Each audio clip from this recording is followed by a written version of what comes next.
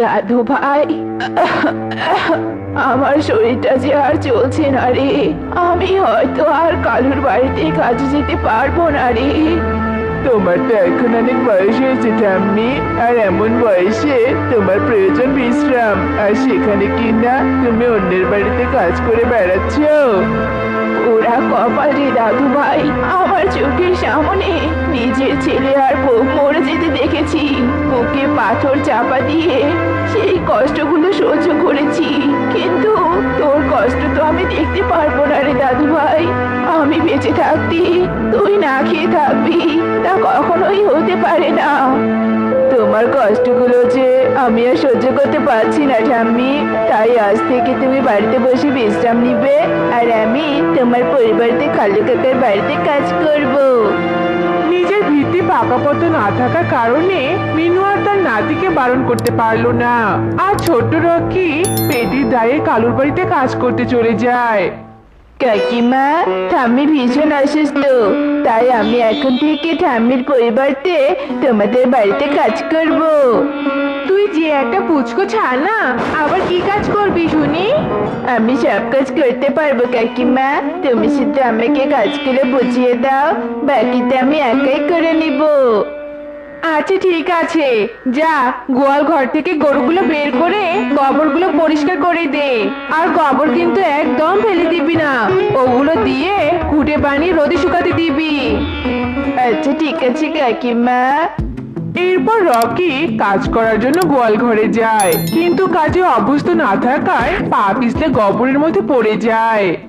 ওরে বাবা রে, ওরে মারে, কোমরটা বুঝি ভেঙে গেল গো, আমার ভেঙে গেল।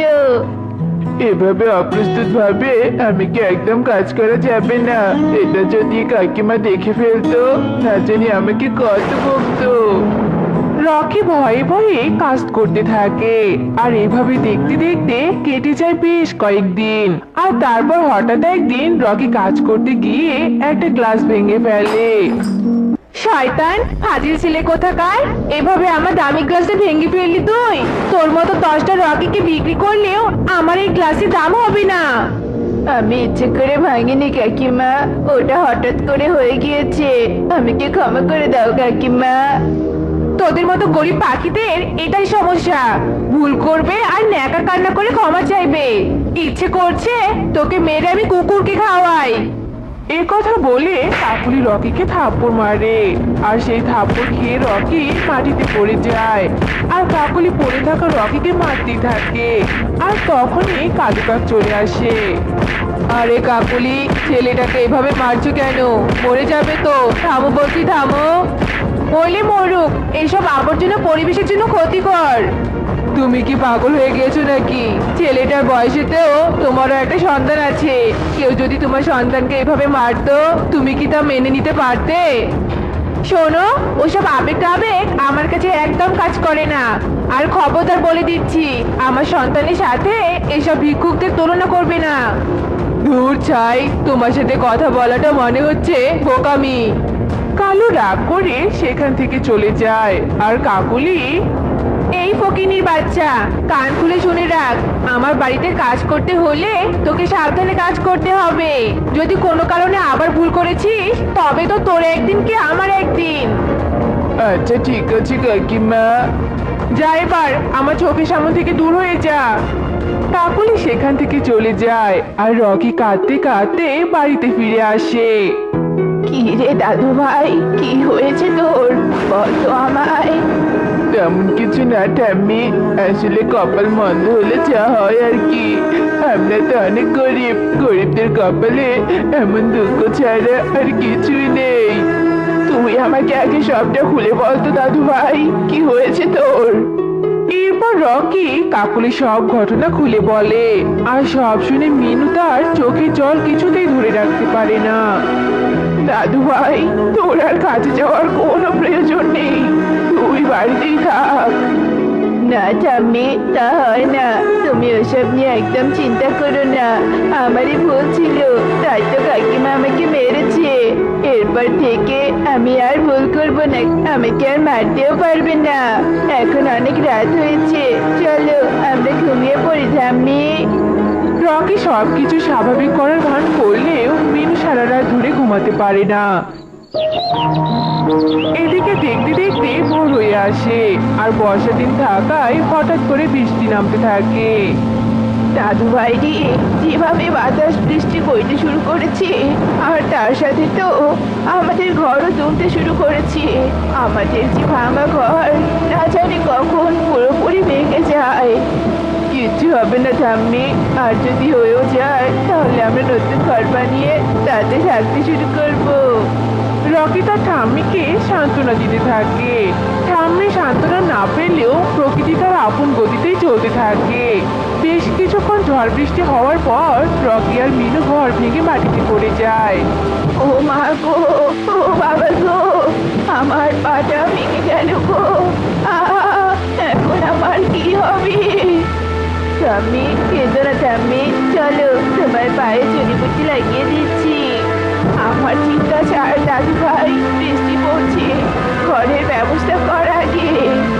রকি এদিক সেদিক তাকাতে থাকে আর তখনই তার সামনে একটা মরা কুমড়ো দেখতে পায়। ঠাম্মি, তুমি ওই গাছটার নিচে বসো, আমি এক্ষুনি আসছি।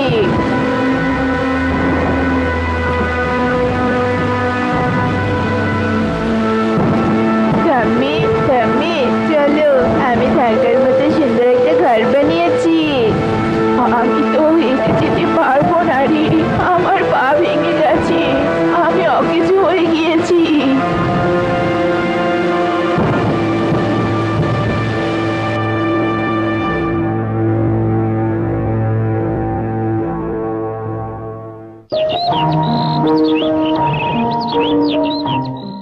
ঠাম্মি, আমাকে আজ কাজে যেতে হবে।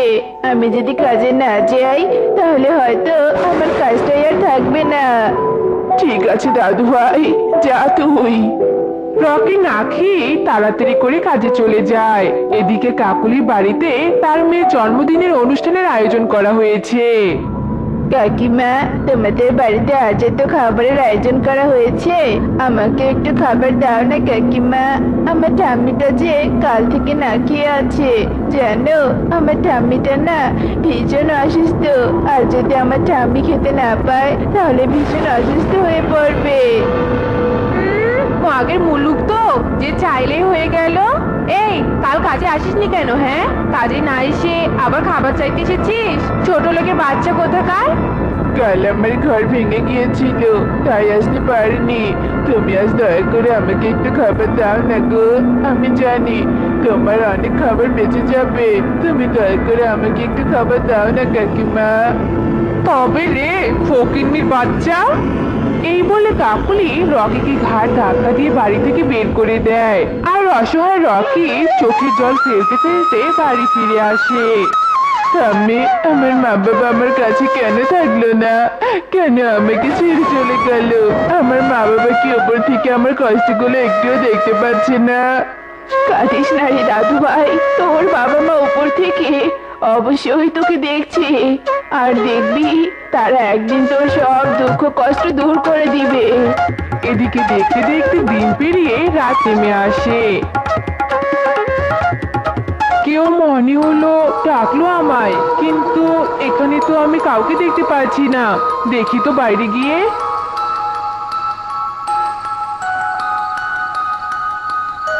এই, কে তুই? এত রাতে আমার এখানে কেন এসেছিস? আবার আমার ঘুমটাকে ভেঙে দিয়েছিস। ঠিক তখনই টুনি রাতটা আলোতে আসে।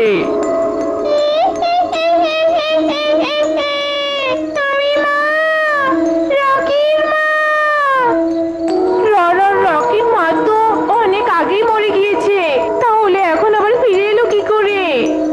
সন্তানের আর্তনাদে, সন্তানের আর্তনাদে মা ফিরে এসেছে।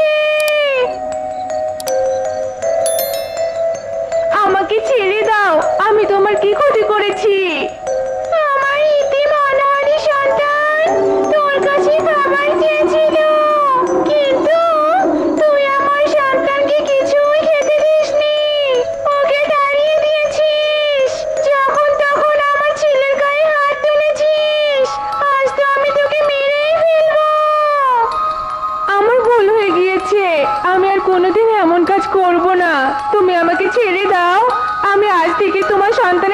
নিব। ওকে আমি নিজেই সন্তানের মতো করে বড় করে তুলবো। তুমি আমাকে ছেড়ে দাও। আচ্ছা ঠিক আছে, এবারের মতো ছেড়ে দিলাম, কিন্তু যদি তুই তোর কথা না রাখিস তোর জীবন আমার হাতেই যাবে। এই বলে টুনির আত্মা অদৃশ্য হয়ে যায় আর কাকলি ভোর হতেই রকির কাছে যায় আর রকি সব দায়িত্ব নিজে নেয়। আর এরপর থেকে রকির জীবনে আর কোনো দুঃখ থাকে না। তো বন্ধুরা, আমাদের আজকের এই গল্পটি তোমাদের কাছে কেমন লেগেছে তা কমেন্টে জানাতে ভুলো না কিন্তু। ডাব নাও ডাব, অনেক সুস্বাদু ডাব, নিয়ে যাও নিয়ে যাও, এসো এসো সবাই এসো। এই গরমে যে একবার ডাব খাবে সে বারবার চাইবে। এসো এসো। ও বাবা, মনে আজকাল প্রচুর গরম পড়েছে। ইগলি দিদি, একটা করে ডাব কত টাকা গো? একটা ডাব মাত্র 20 টাকা। দিদি, তাহলে আমাকে 5টা ডাব দাও তো। আর এই নাও 100 টাকা।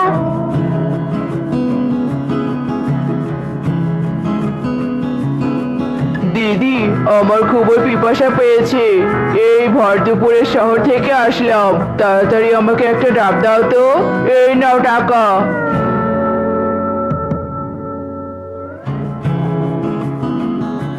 আর হ্যাঁ শোনো দিদি, কাল থেকে রোজ আমার বাড়িতে 5টা করে ডাব দিয়ে আসবে। বনে যা গরম পড়েছে, একবার এই ডাবের পানি খেয়েই গ্রীষ্মকাল পার করতে হবে। আসি দিদি, এবার আমি। 1 মাস থেকে বনে কাজ খুঁজছি, কিন্তু কেউ আমাকে কাজ দিচ্ছেই না। এবার কি করব? কি করে সংসার চালাবো? কি করে ছোট মেয়েটার মুখে খাবার তুলে দিব? কিছুই তো বুঝতে পারছি না। হে সৃষ্টিকর্তা, আমাকে একটা পথ দেখাও। তখনই টুনির চোখ যায় ডাবওয়ালি ইগলির দিকে। ইগলিকে দেখে টুনি বলতে থাকে, পেয়েছি বুদ্ধি।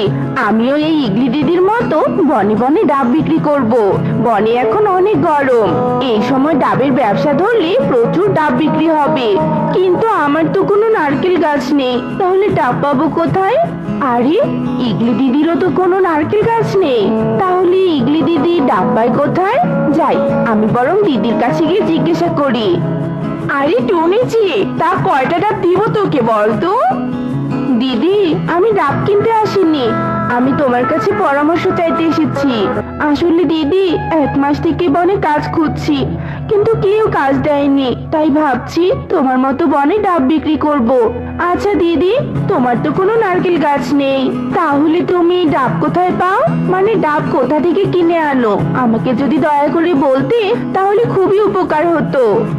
টুনির কথা শুনে ইগলি মনে মনে বলতে থাকে, আমি ডাব কোথা থেকে কিনে আনি সেটাই টুনিকে বলা যাবে না। এই টুনি যদি জানতে পারে তাহলে আমার ব্যবসায় লাল বাতি জ্বলবে। এই টুনি বনে ডাব বিক্রি করলে তো আমার লাভ কমে যাবে। না না, একে কিছুতেই বলা যাবে না। কি ব্যাপার দিদি, কি ভাবছো বলো? কোথা থেকে ডাব কিনে আনো? কোথা থেকে কিনে আনি সেটা তোকে কেন বলবো? হ্যাঁ, গরমের কারণে এমনিতে আমার মাথা গরম হয়ে আছে। আমার সামনে থেকে সরে যা তো। আর একটা কথা বললে তোকে আক্রমণ করতে পিছপা হব না। একে তো গরিব খায়, তার উপর করবে ডাবের ব্যবসা। যা এখান থেকে, ডাবের ব্যবসা করার কোনো যোগ্যতা নেই তোর। দিদি, রাগ করো না, আমি তোমার ছোট বোনের মতো। বলো না দিদি। তুই সরবি নাকি আমার হাতে ঠাস ঠাস করে থাপ্পড় খাবি বলতো? ইগলির এমন কথায় টুনি ভয় পেয়ে যায়। টুনি আর কিছু না বলেই ইগলির সামনে থেকে সরে দাঁড়ায়। ইগলি তার ঠেলা গাড়ি নিয়ে সামনের দিকে চলতে থাকে আর টুনি কাঁদতে কাঁদতে বলে, সবাই স্বার্থপর, কেউ কাজ দিল না। একটা মুখের কথা বলতেও সবাই আমাকে অবহেলা করে। সৃষ্টিকর্তা, আর কষ্ট দিও না আমাকে। টুনি এভাবে কাঁদতে কাঁদতে উড়ে চলে যায়। দূরে একটা গাছের ডালে বসে যজ্ঞ ইগলি আর টুনির সব কথা শোনে আর হাসতে হাসতে একা একা বলে, আজ আমার অনেক দিনের স্বপ্ন পূরণ হবে। ইগলি, তুই যত ডাব কিনে ঘরে জমিয়ে রেখেছিস, আমি সেই সব ডাব চুরি করব আর অন্য বনে গিয়ে বিক্রি বেশি দামে করব। আর আমার এই অসৎ কাজের বলি হবে বেচারি টুনি। যাই, বাড়িতে গিয়ে রাতের চুরির প্রস্তুতি নেই।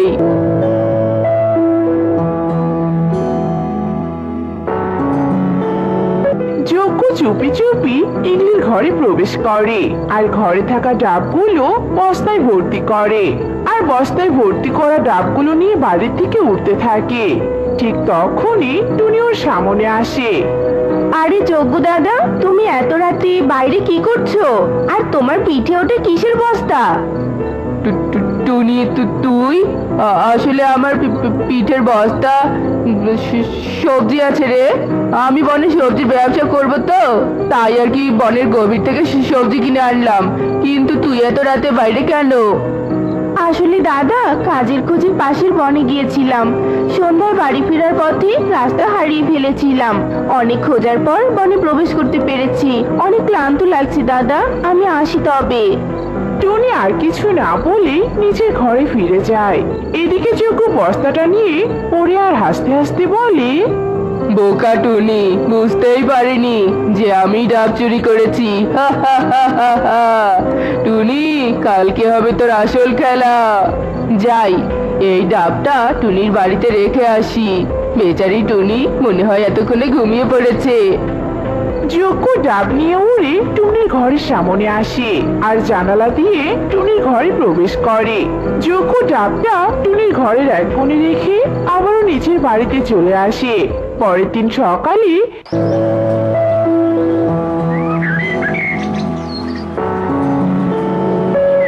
ইগলি ঘুম থেকে উঠে তার ঘরে ডাব না দেখে অনেক কাঁদতে থাকে।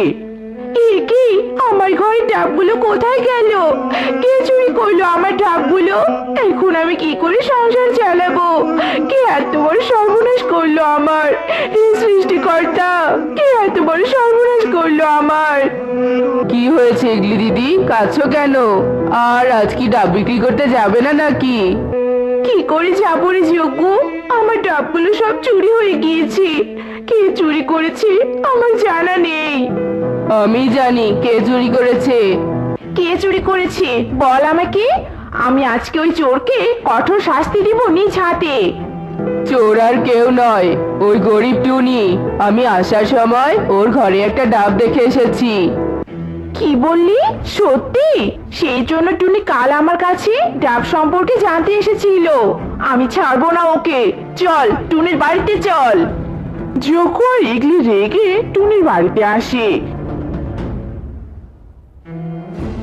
ইগলি টুনির ঘরে ডাবটা দেখে আরো দ্বিগুণ রেগে যায় আর বলতে থাকে, চোর টুনি, তোর পেটে পেটে এত বুদ্ধি! কাল সহজ সরল ভাবে ডাবের কথা জিজ্ঞাসা করে রাতে সব ডাব চুরি করলি। চোর, আজকে তোকে কঠোর শাস্তি দিব আমি।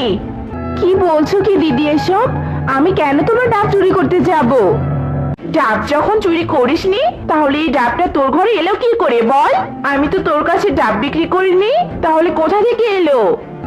দিদি বিশ্বাস করো, আমিও সকালে এই ডাবটা আমার ঘরে দেখে বেশ অবাক হয়ে গিয়েছিলাম। আমি সত্যি বলছি দিদি, আমি চুরি করিনি। ইগলি দিদি, একে বিশ্বাস করো না, এই টুনি অভিনয় করছে। আমি যে চুরি করেছি তার কি প্রমাণ আছে? অনুমানের উপর চোর বলছো আমাকে? তুমিও তো চোরের আয়ত্তে পড়ো। তুমি চুরি করেছো ডাব। কাল রাতে আমি তোমাকে ইগলি দিদির বাড়ির সামনে দেখেছি। তোমার পিঠে অনেক বড় একটা বস্তাও ছিল। এবার বলো, ওই বস্তায় কি ছিল? মুখ সামলে কথা বলবি। ওই বস্তায় সবজি ছিল। আর চোর তুই। না, তুমি চোর। ইগলি দিদি, এই যজ্ঞই চোর। বিশ্বাস করো, আমি চুরি করিনি। না না দিদি, আমি চোর নই, এই টুনি চোর। এর ঘরে প্রমাণস্বরূপ ডাবটা আছে। তুমি চুরি করে এই একটা ডাব আমার ঘরে রেখে গিয়েছো যাতে দোষটা আমার ঘাড়ে আসে, তাই তো? আমি সৃষ্টিকর্তাকে বিশ্বাস করি। আমার দ্বারা এত খারাপ কাজ কখনোই সম্ভব নয়।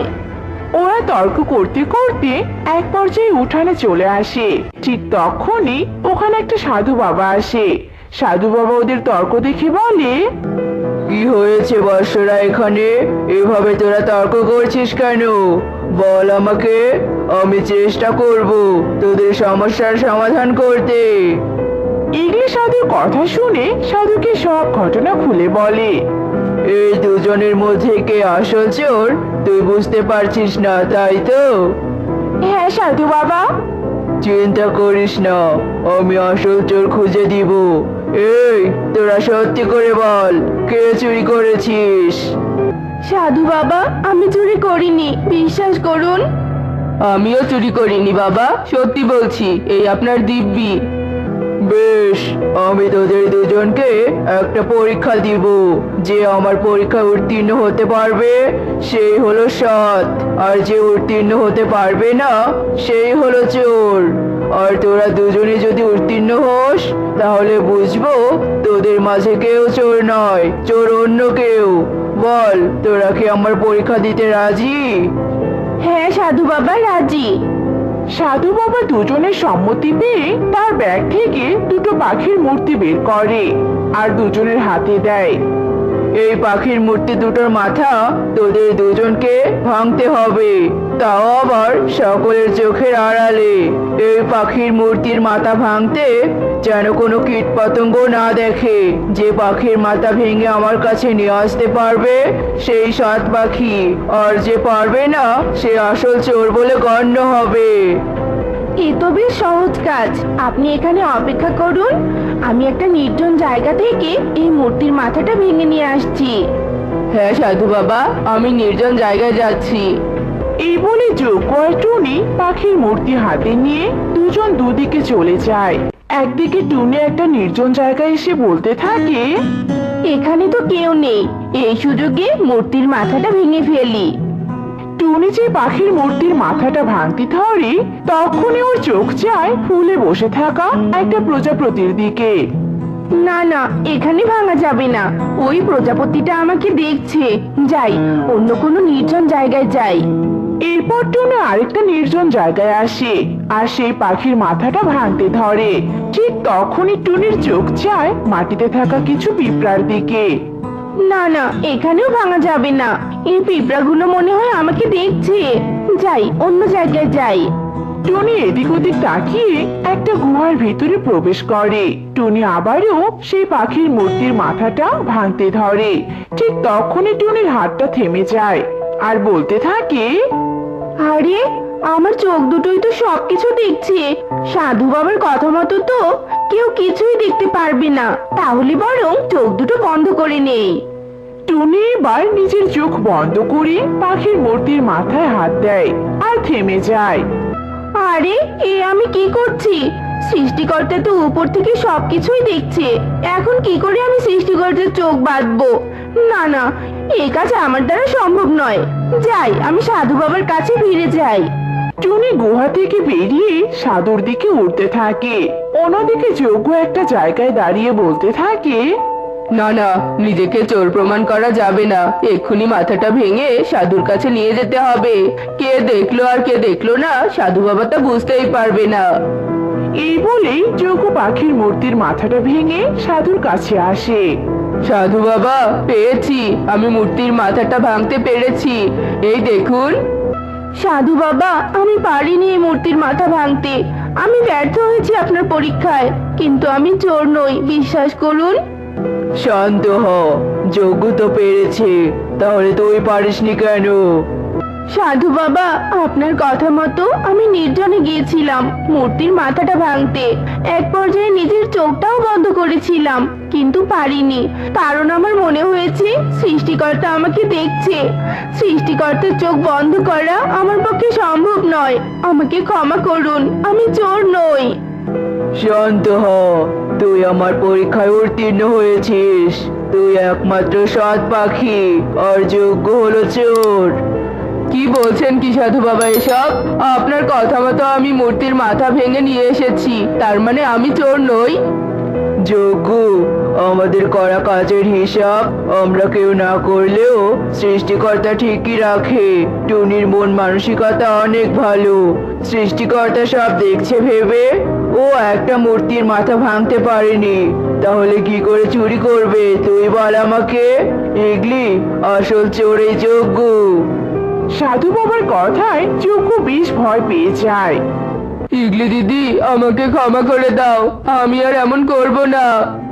ইগলি রেগে গিয়ে কিছু না বলেই যজ্ঞর উপর আক্রমণ করে। এদিকে টুনি সাধু বাবাকে বলে, সাধু বাবা, আপনাকে অনেক ধন্যবাদ আমাকে সাহায্য করার জন্য। তো বন্ধুরা, আমাদের আজকের গল্পটি তোমাদের কাছে কেমন লেগেছে তা কমেন্টে জানাতে ভুলো না কিন্তু।